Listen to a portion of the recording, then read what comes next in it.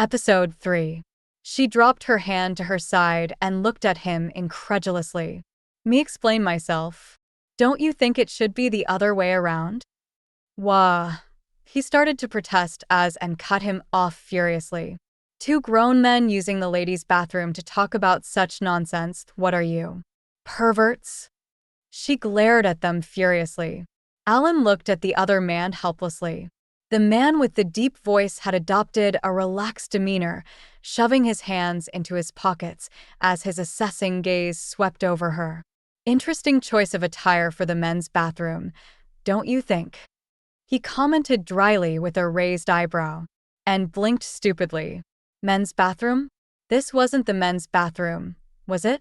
She allowed her gaze to travel across the room and noticed the men's urinals on the wall and bit her lip anxiously. Fuck. The man with the deep voice chuckled at her obvious discomfort and turned away as if to leave. We can't just leave her. If your secret gets out, Alan protested loudly as the man with a deep voice turned his head slightly as he considered his friend's words. Eventually, he gave a slight nod before turning to leave again. Alan's eyes switched suddenly to the golden eyes that signified an imminent change, and Anne's heart began to race furiously. They were going to kill her for overhearing a conversation. Let them try. Maeve snarled as she tried to push forward to meet her opponent. Wait! And shouted suddenly. You need a chosen mate and I need a way to get out of this wedding tomorrow. I'll do it. I'll marry you. The man with the deep voice paused and turned to face her suddenly. He took in the appearance of the disheveled, slightly drunk woman in a wedding dress staring at him boldly, with no trace of fear in her eyes. He contemplated the meaning of this sudden appearance before smiling slightly. I accept. Alan will draw up a basic contract with you, and we can discuss the final terms when you have concluded your business with your non-wedding. Alpha. Are you seriously? Alan protested. That's an order, Alan. He snapped with a voice full of authority as a vivid silver flashed across his eyes. Alan paled slightly and visibly gulped before answering. Yes, Alpha Nocturne. He ground out as he bared his neck in submission to him, and blinked in surprise. Alpha Nocturne. What the hell had she gotten herself into? Alpha Nocturne sat quietly and watched and shrewdly as she sat at the other side of the booth whilst Alan prepared an initial agreement.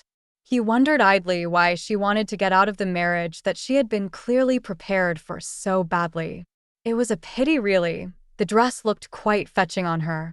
Alan sighed as he hastily typed out the agreement and conferred lightly with Alpha Nocturne about his expectations.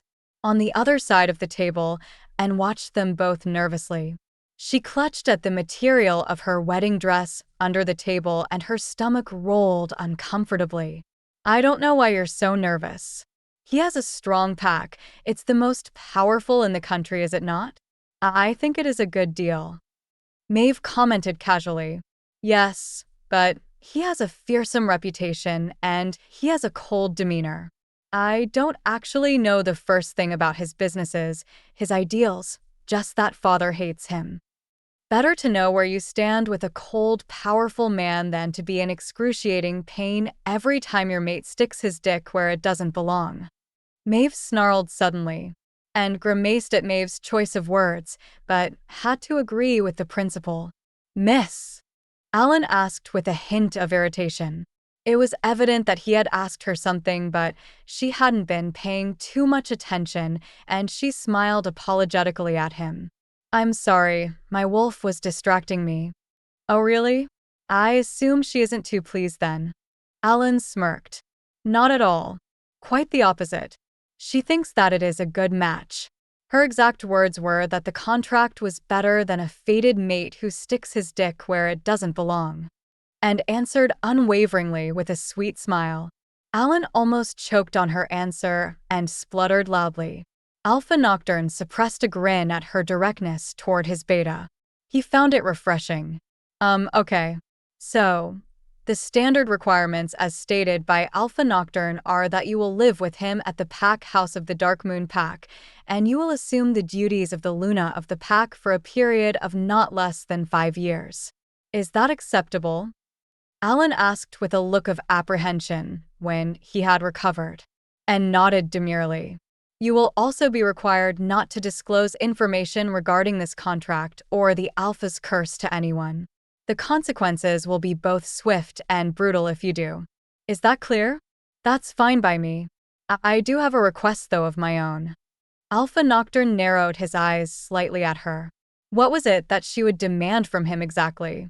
He steeled himself for extortionate demands and retained his impassive demeanor as he waited patiently.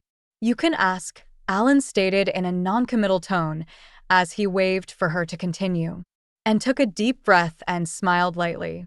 It's nothing major, don't worry. First of all, before I return to the pack with you, I want to have the opportunity to say goodbye to my family.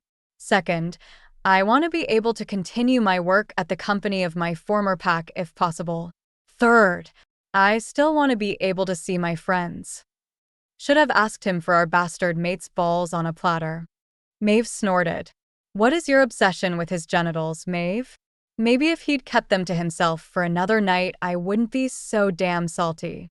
Alan looked at Anne suspiciously as she returned to the conversation. Full story is available at novelpalace.com. Click the link in the comment section to get it free.